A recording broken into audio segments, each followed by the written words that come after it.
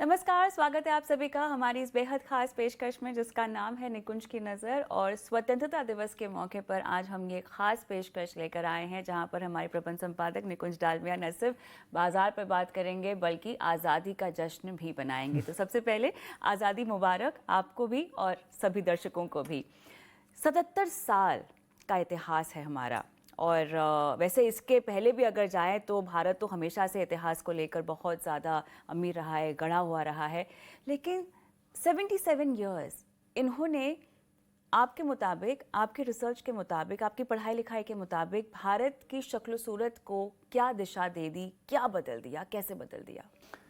गिफ्ता जी, मैं mid 40s में हूँ and I am assuming that आप मेरे से छोटे हैं, मगर मैं लास्ट ईयर जब आज़ादी के 75 साल के ऊपर स्पेशल प्रोग्रामिंग कर रहे थे तो मैंने कई लोगों से बातचीत करी और सब ने बोला जी मार्केट, इकोनॉमी, सेंसेक्स, निफ्टी, इन्फोसिस, रिलायंस, ये सब बाद में बात करेंगे। पहले समझिए that you should feel blessed that you are living in a free country. I think we tend to underestimate the importance of free will, free press. I think the biggest blessing for all of us who are born after independence, I think, is the fact that we are born in a free India. We are born in a free country. We are born in a country where opportunity is equal. We are born in a democratic country. We are born in a country where today you can choose. You are not, you have the right to choose what you want. So the importance of freedom, the importance of azadi. हाँ। जब मैं अपने में बड़े बुजुर्गों से पूछता था, people who have been part of when India was not independent pre 1947, तो मुझे बताते थे कि भाई कितनी चीज़ें डिफरेंट थी। अपने ग्रैंडफादर से कई बार मैं कॉन्वर्सेशंस करता था कि भाई how it was to live in a country when we were when we were colony. तो द इम्पोर्टेंस ऑफ आज़ादी और independence is something which we take it for granted, but trust me, हमें बड़ा आभारी होना चाहिए, हमें बड़ा शुक्रगुजार होना चाहिए, हमें बड़ा ग्रैटिट्यूड होना चाहिए that all of us, at least इस रूम के अंदर जितने भी मैं सब बता सकता हूँ 70 साल से सब कम हैं, तो we should be very grateful that we are born in a free country. I think that for me is the biggest blessing and the biggest gratitude we should have on every Independence Day, नहीं on every day। बिल्कुल सही कह रहे हैं आप, क्योंकि ये जो भावनाएं हैं आज़ादी की खास तौर से, ये अनुभूति आपको साल में एक बार नहीं, रोज़ाना आनी चाहिए। और इसीलिए आपके लिए आज़ादी के मायने क्या हैं ये समझना आपके लिए बहुत ज़रूरी है।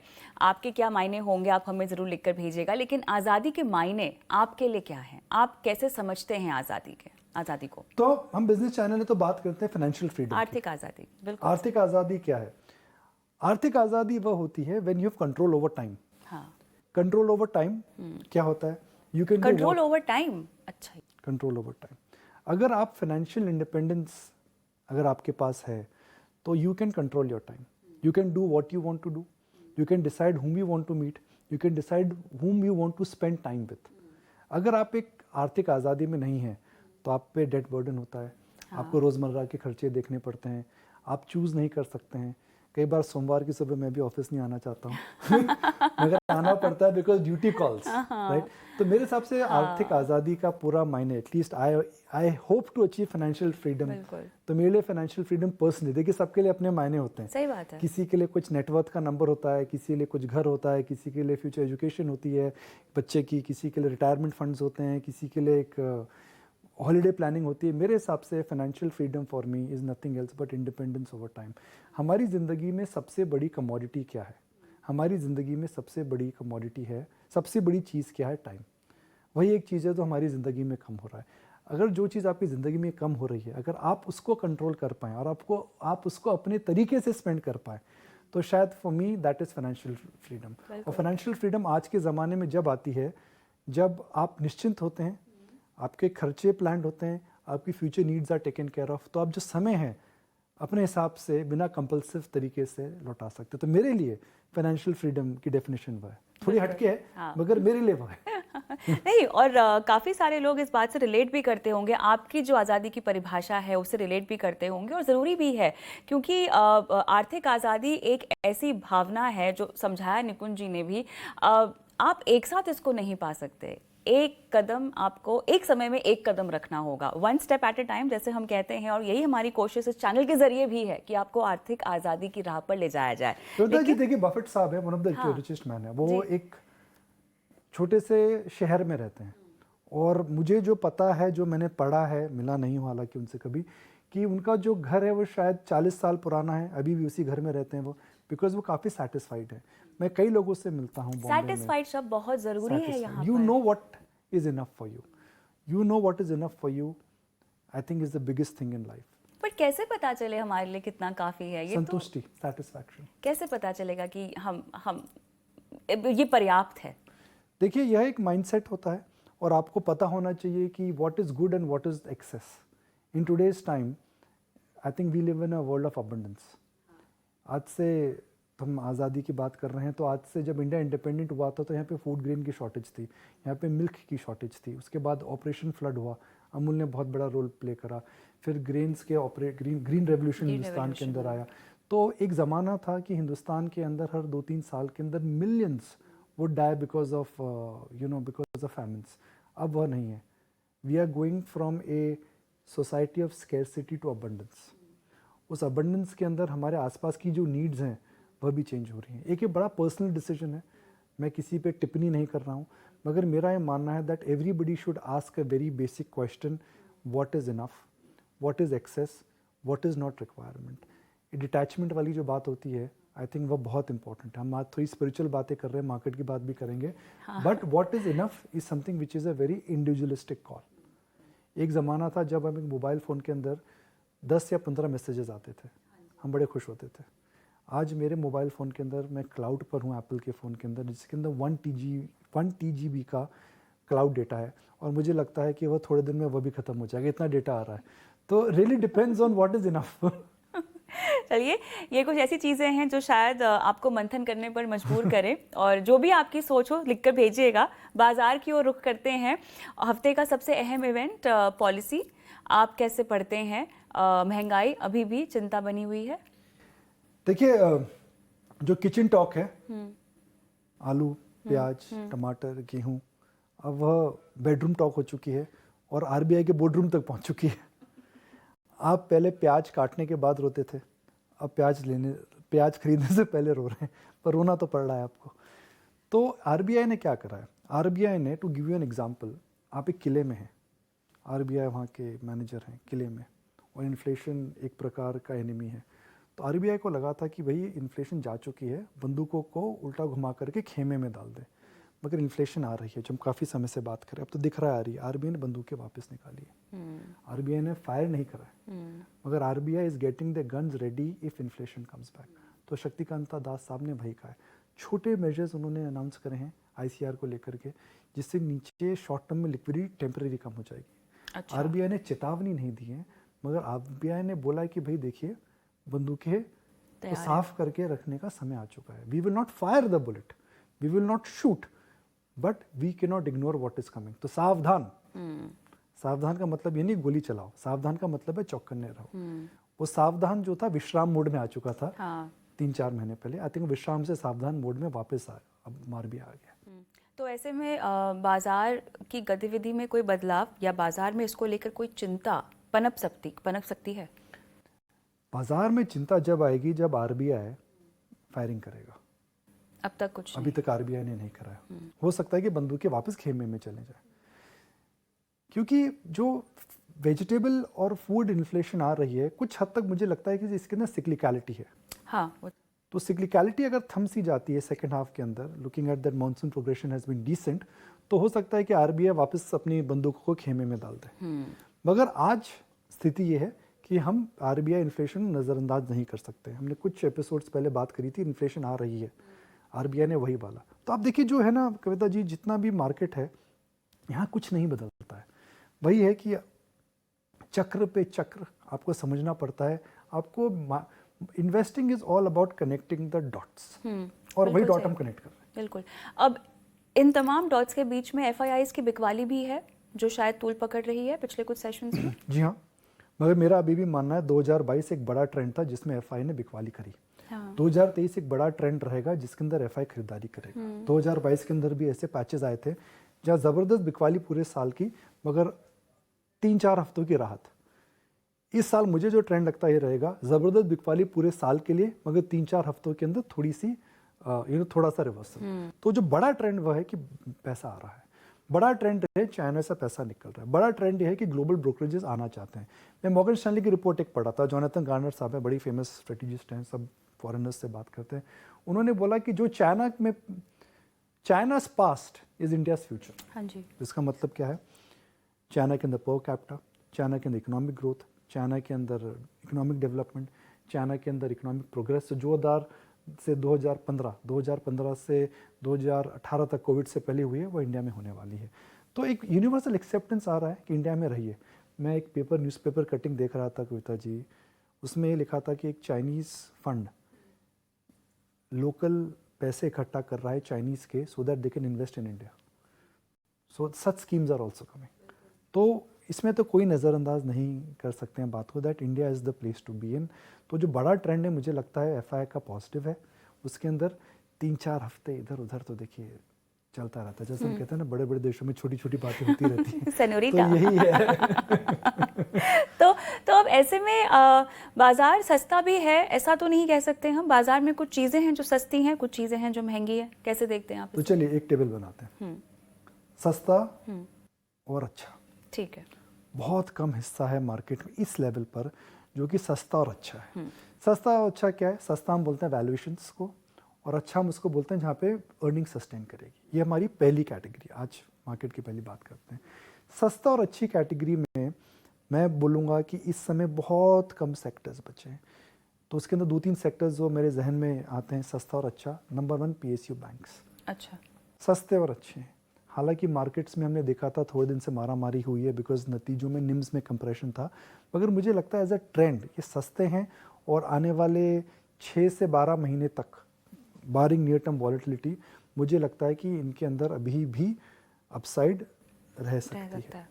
सेकंड मुझे लगता है power utilities, NTPC, power grid, to some extent REC, PFC, ये एक डिफेंसिव सेक्टर है। इसके अंदर मुझे लगता है कि ग्रोथ है, बिजली की जो डिमांड है बढ़ रही है। सेक्टर के अंदर जो इम्बैलेंसेस है वह ठीक है। इलेक्शन आने वाले हैं, सरकार ज़रूर चाहेगी कि सबको बिजली पहुंचे। कई बुनियादी चेंजेस हुए ऑन ग्राउंड में पूरी बात करेंगे, तो वो सस्ता और अच्छा लग रहा है। सेकंड, जो गिरा हुआ है मगर अभी भी अच्छा नहीं है, तो टेम्पटेशन क्या होती है जी? 100 रुपये का शेयर है, 80 रुपये का, और भाई कितना गिरेगा ले लो। ऐसा नहीं होता। जो चीज़ 100 रुपये की है वो 50 भी हो सकती है और 0 भी हो सकती है। मेरे हिसाब से उसमें IT है। एक रिशाद प्रेम जी हैं जो विप्रो के, अजीम प्रेम जी के साहबजादे हैं जिन्होंने विप्रो की कमान संभाली। उन्होंने एक बड़ा इंटरेस्टिंग ट्वीट करा, 3 दिन पहले देख रहा था। ट्वीट यह था कि AI को इग्नोर करना is like ignoring mobile phone इन 2007।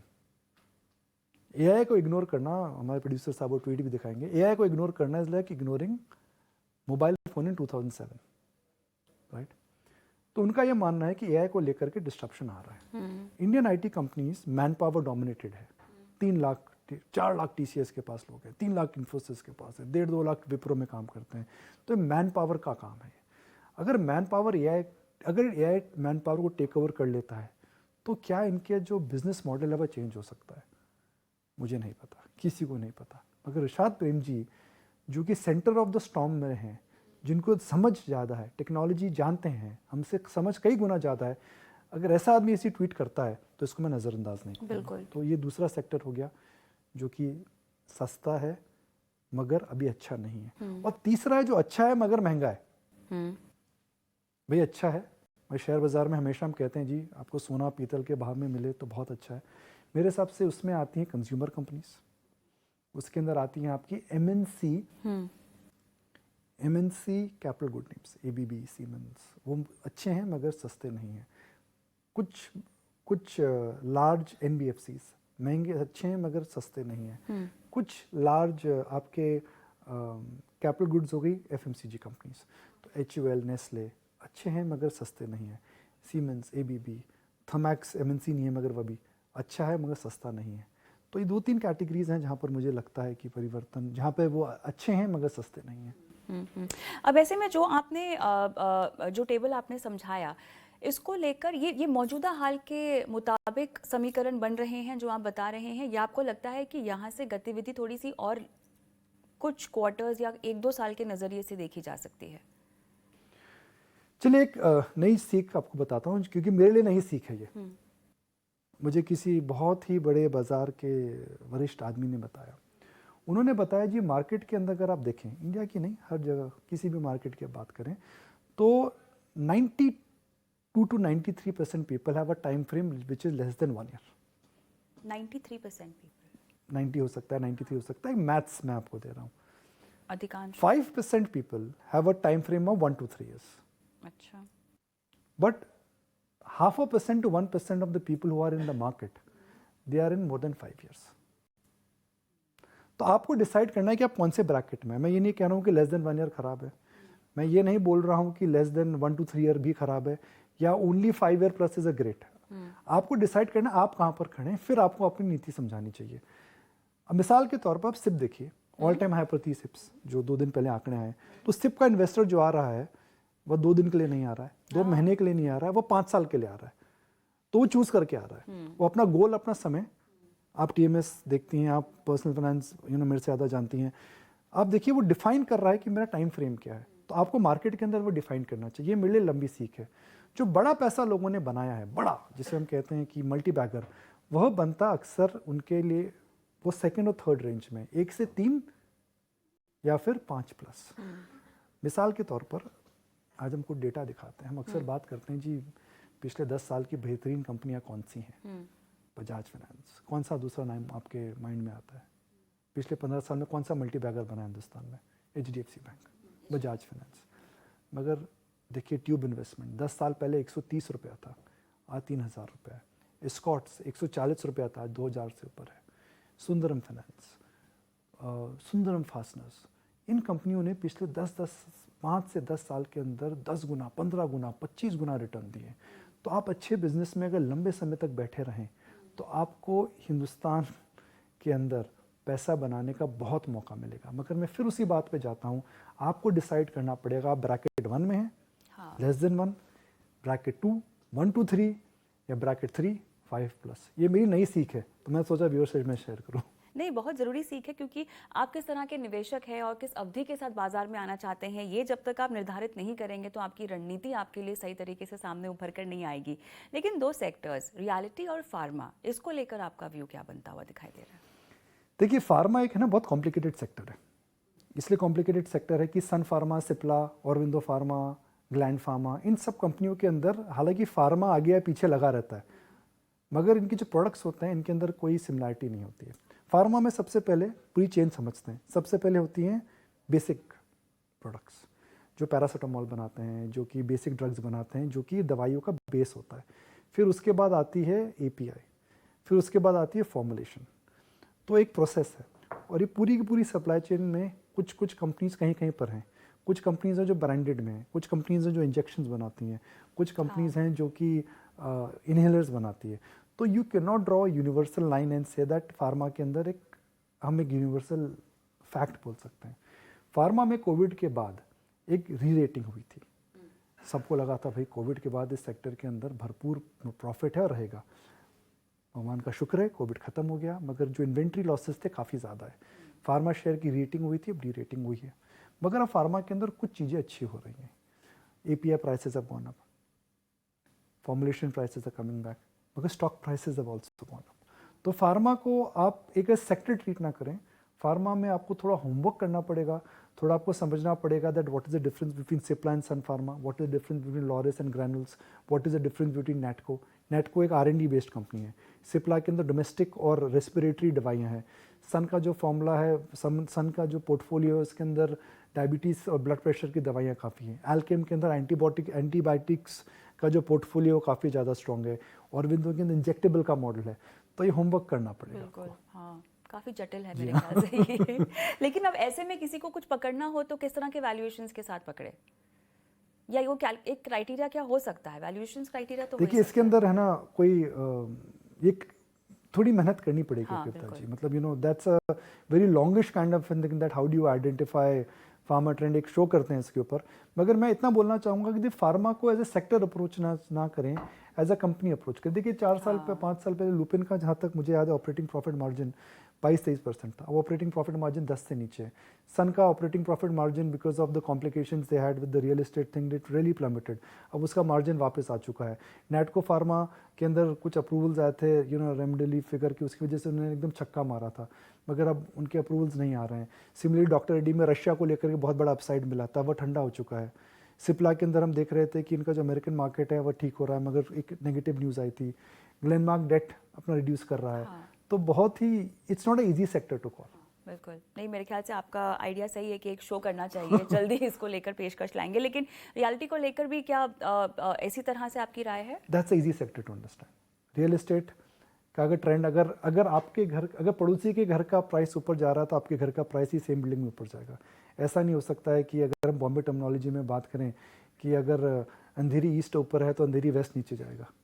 तो रियल एस्टेट के अंदर ट्रेंड क्या है? रियल एस्टेट के अंदर ट्रेंड है कि luxury is doing very well. हाँ, तो लग्जरी में जो भी कंपनी लग्जरी में वो बहुत अच्छा जा रहा है।